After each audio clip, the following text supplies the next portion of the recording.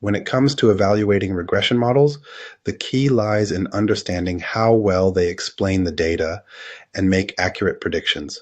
It's like being a coach analyzing a team's performance after a game. Did they score enough points? Did they play strategically? Or did they fumble? Similarly, with regression, we need metrics to tell us how well our model has performed. One of the most important measures is R squared, which essentially tells us how much of the variation in the dependent variable is explained by the independent variables. A higher R squared value indicates that the model is doing a good job at capturing the trends in the data, but don't be fooled. Perfection in R squared doesn't always mean the model is flawless. It might just mean it's overfitting, capturing noise rather than meaningful patterns. To refine this measure, adjusted R squared steps in, which adjusts the score based on the number of predictors. It prevents us from getting carried away by adding too many variables that don't contribute meaningful information. Think of it as a reality check. It penalizes excessive complexity. Then there's root mean square error, or RMSE, which measures how far the predicted values are from the actual ones. Lower values of RMSE mean the predictions are closer to reality, which is exactly what we want. If R squared is about explaining trends, RMSE is about precision. Each of these measures gives us a lens to evaluate our model from different perspectives, ensuring we're not just seeing one side of the story.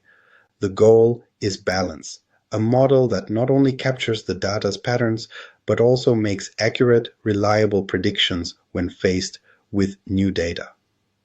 Understanding these metrics allows us to tune our model and make it as effective as possible. Regression analysis is a powerful tool, but like any tool, its effectiveness depends on how it's used. Imagine trying to build a house with a bent hammer. It might work, but the end result won't be pretty. In the same way, regression has pitfalls that can undermine its success if we're not careful. Understanding these challenges is crucial to building models that stand the test of real-world data. One common issue is multicollinearity. This occurs when independent variables are highly correlated with each other, like trying to balance a seesaw with two people sitting too close together. It makes it hard to understand the individual effect of each variable, leading to unstable coefficients and unreliable predictions. Addressing multicollinearity requires careful variable selection or techniques like ridge regression. Then there's overfitting, a model that learns the training data too well, capturing not just the meaningful patterns, but also the noise.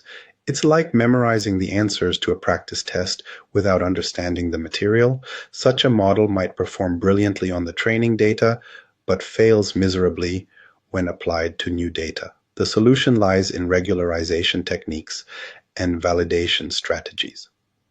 On the other hand, underfitting is the opposite problem. This happens when a model is too simple, failing to capture the complexity of the data. It's like trying to describe a masterpiece with just a few basic shapes. Important details are lost. Underfitting often leads to high bias and poor predictions, and addressing it involves enhancing model complexity or introducing more meaningful features. Ignoring assumptions is another pitfall. Regression analysis relies on assumptions like linearity, independence of observations, and normality of residuals. Violating these assumptions is like building a foundation on sand.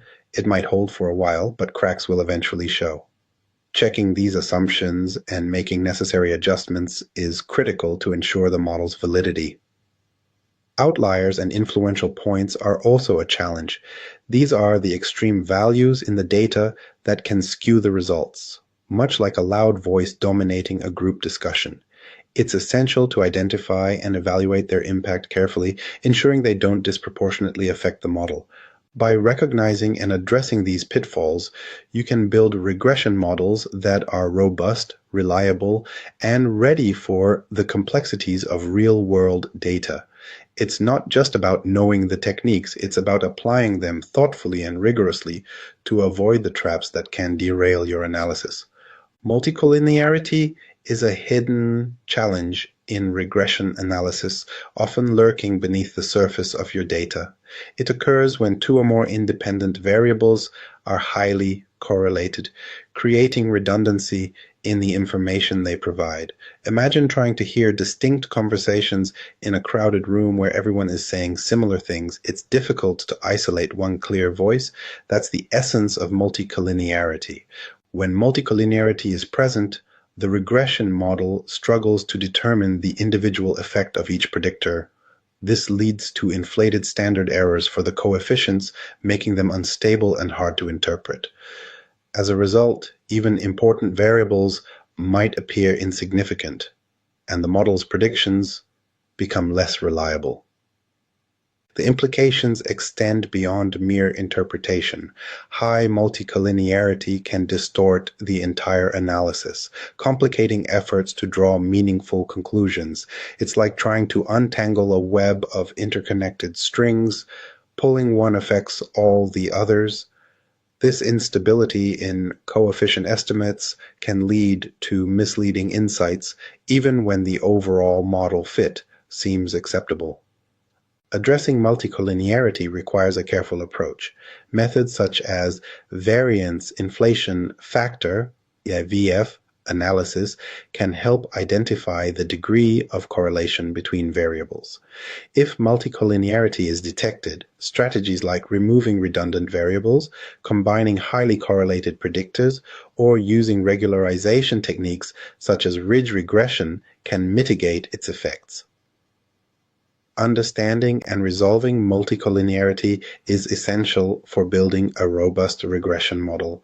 By ensuring that each variable provides unique and valuable information, you can enhance the reliability of your analysis and uncover deeper, more accurate insights from your data. Overfitting and underfitting are like two sides of the same coin in regression analysis, both representing challenges in achieving the perfect balance for a predictive model. Let's take a closer look at both. Overfitting occurs when a model becomes too tailored to the specific details or noise in the training data. Imagine you're trying to learn a new dance routine, but instead of focusing on the general moves, you memorize every single wobble and misstep from the instructor. While you might perform perfectly in practice, you're likely to stumble on stage when the music changes. In regression, overfitting happens when a model becomes overly complex, often by including too many variables or higher order terms, leading to poor performance on unseen data. The model's performance on the training set is impressive, but this comes at the cost of generalizability.